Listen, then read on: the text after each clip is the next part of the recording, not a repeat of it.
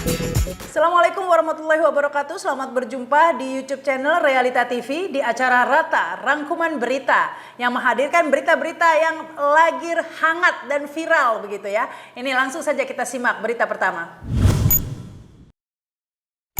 Berita pertama kami menyoroti keputusan MK ini ya meskipun memang harus dihormati begitu ya keputusan MK, namun banyak juga yang kecewa begitu ya. Sebagai mengapresiasi ini ya karena MK telah memutuskan ya menegaskan bahwa Anwar Usman telah melakukan kesalahan pelanggaran etik berat begitu ya, pelanggaran berat. Namun ya itu tadi sanksinya nggak sampai diberhentikan dari Hakim Konstitusi, hanya dicopot jabatannya sebagai ketua Mahkamah Konstitusi. Namun yang menjadi banyak orang kecewa ini ya karena putusan MK itu sendiri sama sekali tidak menyentuh substansi permasalahan ya mengapa permohonan ini atau pelaporan ini diajukan ya, yaitu karena dianggap sebagai upaya cawe-cawe atau intervensi untuk memuluskan Gibran sebagai cawapres, karena putusan MK ini sama sekali tidak bisa membatalkan putusan Mahkamah Konstitusi meskipun sudah dinyatakan bahwa putusan tersebut atas dasar pelanggaran etik berat dan intervensi ya. Namun di sini memang tugas MK tidak bisa menyentuh begitu ya, menyentuh keputusan Mahkamah Konstitusi, hanya memeriksa perilaku hakimnya, bukan keputusannya, sehingga tetap ya ini ya Gibran sebagai cawapres. Meskipun sebenarnya ada terobosan baru ya, yaitu Mahkamah Konstitusi bisa meninjau kembali ya putusan yang dilakukan dengan intervensi Anwar Usman, yaitu menggelar persidangan lagi tanpa melibatkan Anwar Usman ya. Tapi itu tidak disebut ya, rekomendasi itu tidak disebut sama sekali dalam putusan MK.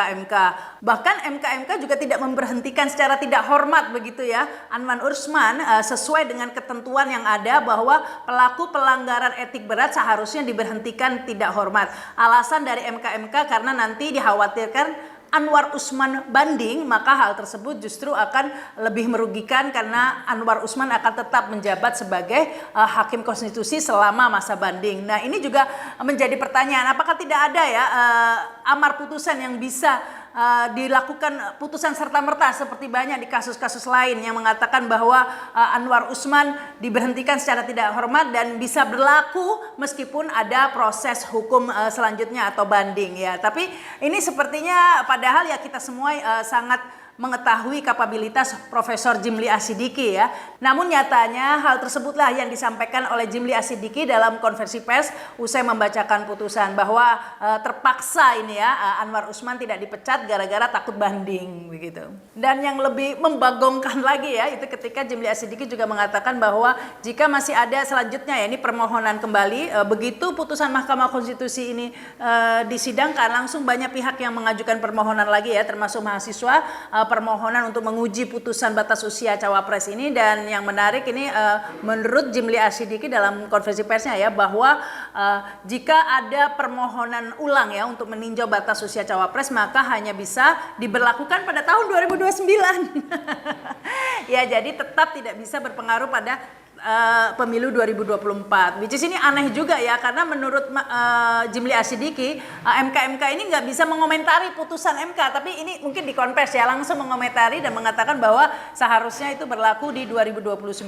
Ya memang publik jadi melihat wah ini drama apa lagi ini ya, kok bisa ketika publik tidak puas kemudian katanya keputusan Mahkamah Konstitusi final dan binding, maka diajukanlah permohonan baru, tapi giliran permohonan baru diberlakukannya nanti 2029. Loh apa ini begitu ya. Nah drama-drama inilah yang benar-benar dipertontonkan persis seperti kata Presiden Jokowi ya bahwa Pilpres 2024 ini full banyak dramanya, sinetron panjang begitu ya. Bahkan kalau di sinetron menurut saya ini sinetron tersanjung begitu ya, karena bulat-bulat sampai penontonnya sendiri pusing begitu ya.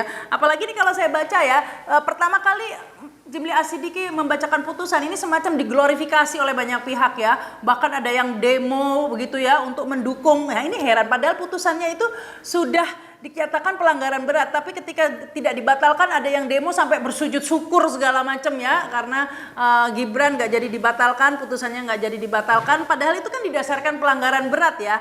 Namun demikian, meskipun banyak mengundang pertanyaan ya, tanda tanya besar, ini keputusan tersebut sangat diapresiasi oleh salah satunya oleh Mahfud MD yang notabene sebenarnya kompetitor ini di Pilpres ya, saingan tapi saling mendukung ini sepertinya. Ya ini tweet Mahfud MD ya, dalam beberapa tahun terakhir ini saya sedih dan malu pernah menjadi hakim dan ketua MK. Tapi hari ini setelah MK mengeluarkan putusan tentang pelanggaran etik hakim konstitusi, saya bangga lagi dengan MK sebagai guardian of constitution. Salam hormat kepada Pak Jimli, Pak Bintan dan Pak Wahidudin, begitu ya.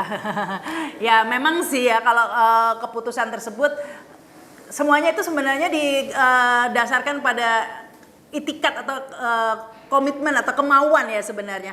Meskipun saat ini sudah mendekati masa Pilpres, tapi sebenarnya kan belum dimulai, pesertanya belum ditetapkan ya, sebenarnya masih ada waktu. Bahkan kalau ada niatan, putusan itu bisa dibuat dalam waktu sehari saja ya, seandainya, apalagi ini sudah ada dasarnya pemeriksaan dari MK yang mengatakan itu pelanggaran berat. Jika memang dirasa ini ada intervensi, harusnya permohonan baru itu cepat diproses dan dikabulkan sehingga bisa langsung dilaksanakan sebelum penetapan pasangan capres dan cawapres, sehingga bisa langsung berlaku. Itu kalau mau ya. Kita sampai pada berita kedua, ini membahas tentang Presiden Jokowi yang ternyata cawe-cawenya bukan hanya di balik layar, tapi juga dilakukan secara terang-terangan di sebuah acara formal. 2024 2029, 2034 ini adalah momentum yang sangat menentukan Indonesia bisa melompat maju atau tidak. Sehingga dibutuhkan kepemimpinan nasional yang kuat, persatuan yang kuat, kekompakan yang kuat. Tanpa itu, sekali lagi, tantangan yang kita hadapi tidak mudah. Tantangan global, ini justru yang banyak memang dari tantangan globalnya. Satu, ketidakpastian ekonomi global. Enggak jelas sekarang ini ekonomi global arahnya mau kemana.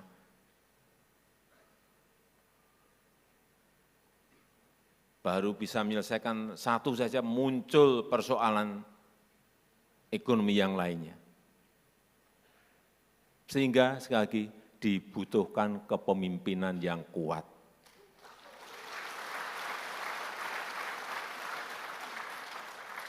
Jadi yang ditampilkan tadi pencak silat tadi benar.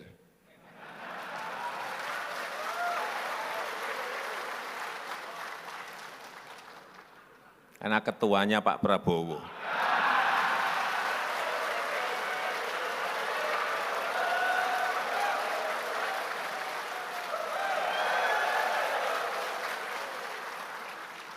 Sekjennya Pak Teddy.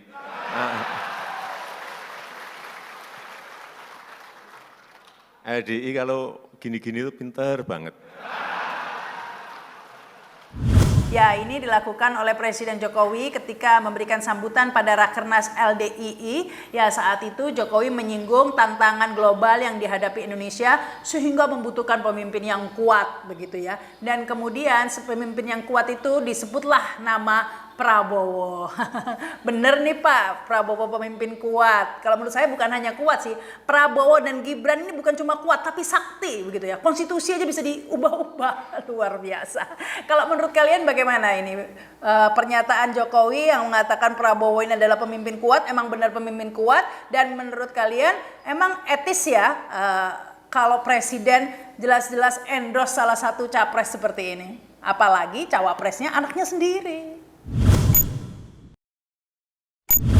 Berita ketiga masih membahas masalah MK ini ya, karena memang keputusan MK ini viral sampai trending topik ya di Twitter cukup lama. Salah satu trending topiknya ini ada paman Gibran curang begitu ya. Nah inilah kemudian muncul desakan agar Anwar Usman mundur saja sebagai hakim konstitusi, demikian juga Gibran mundur sebagai cawapres karena dianggap pencalonannya ini berdasarkan pelanggaran etik berat. Tapi kok saya ragu ya bahwa kedua orang ini mau mundur karena memang mundur itu benar-benar bukan budaya di Indonesia. Sampai saat ini nggak ada satupun yang mundur. Mahfud MD aja nggak mundur jadi menterinya Jokowi begitu ya. Nggak ada yang mundur pokoknya. Gibran itu nggak tahu mundur nggak sih dari PDIP, Bobi Nasution dan lain sebagainya. Pokoknya memang kita benar-benar tidak ingin membudayakan mundur, haram mundur itu hukumnya. Jadi saya nggak percaya ya kalau sampai Gibran dan Anwar Usman ini mau mundur. Meskipun jika tidak mundur dan lanjut, tentu ini akan menjadi sandungan ke depannya. Seandainya pun Gibran terpilih, maka legitimasinya juga dipertanyakan ya, karena pencalonannya sendiri berdasarkan suatu pelanggaran. Bayangkan gugatan ke MK terhadap batas usia cawapres agar diturunkan bukan 40 tahun saja ini dilakukan seorang mahasiswa yang ngefans ya atau mengidolakan Gibran. Nah, bagaimana seorang yang ngefans atau mengidolakan ini bisa punya legal standing begitu ya. Dan masih banyak lagi kejanggalan-kejanggalan lainnya dan itu semua sudah dikonfirmasi oleh putusan MK ya bahwa ini memang pelanggaran berat dan ada intervensi. Tapi yang nggak dijelaskan oleh MK dalam hal ini Profesor Jimli Asidiki ya sudah dipertanyakan oleh wartawan ya, siapa yang mengintervensi Anwar Usman? Nah ini yang nggak disinggung ya. Kembalilah ke pokok bahasan, kita hanya memeriksa perilaku hakim begitu ya. Tapi harusnya dilihat juga siapa orang di balik Anwar Usman ini. Kira-kira siapa ya kalau menurut kalian? Tulis di komen. Kita sampai pada berita keempat ini ya, yang juga viral, ada video calon presiden Prabowo Subianto ya, yang tengah berdoa dengan penuh semangat dan kusuk gitu ya, di Rakernas LDII ya. Dalam doanya tersebut, Prabowo meminta diberi kesempatan oleh Tuhan untuk memberi makan seluruh anak Indonesia. Ya Tuhan, sebelum kau panggil aku, berilah kesempatan kepada aku untuk memberi makan seluruh anak Indonesia. Wah, mulia sekali niatnya ya. Bagaimana kalau menurut kalian diaminkan atau tidak ini ya? Nah, kalau diaminkan kan nanti aminnya saingannya ya. Ya, tapi kalau memberi makan seluruh anak Indonesia itu sebenarnya nggak harus jadi presiden ya. Karena kan ya memberi makan itu beramal, apalagi Prabowo itu hartanya sampai triliunan ya. Karena sebenarnya orang Indonesia juga bisa cari makan sendiri. Yang penting itu tadi, jangan dikorupsi lah. Negara ini sebenarnya negara kaya ya. Yang penting jangan ada pejabat-pejabat yang tamak dan memakan harta anak-anak Indonesia.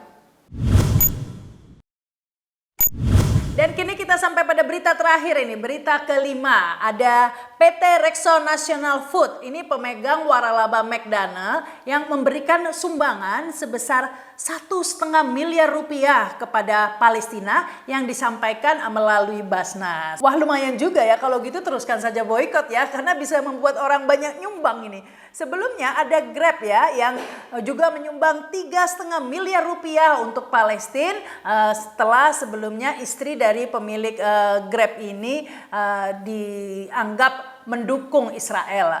Nah, ada juga Perindo ini ya, Haritanu Sudibyo, ketua umumnya juga menyumbang 1 M ini ya untuk Palestina setelah sebelumnya kedua anaknya diketahui nge-like begitu ya postingan Gal Gadot yang mendukung Israel ya. Meskipun kita nggak tahu ya sebenarnya McDonald ini nyumbang juga ke Israel berapa, jauh lebih banyak, nggak 1,5 M ya, tapi setidak-tidaknya ini ada gunanya, jadi dilanjutkan sajalah boikotnya. Ya demikianlah Rata rangkuman berita kali ini. Ikuti terus ya berita-berita dan program-program lainnya ya di YouTube channel Realita TV. Ada program Sarita, Sarinya Berita, Rasa, macam-macam deh. Jadi jangan lupa subscribe dan komen. Saya Rahma Sarita, wassalamualaikum warahmatullahi wabarakatuh. Sampai jumpa.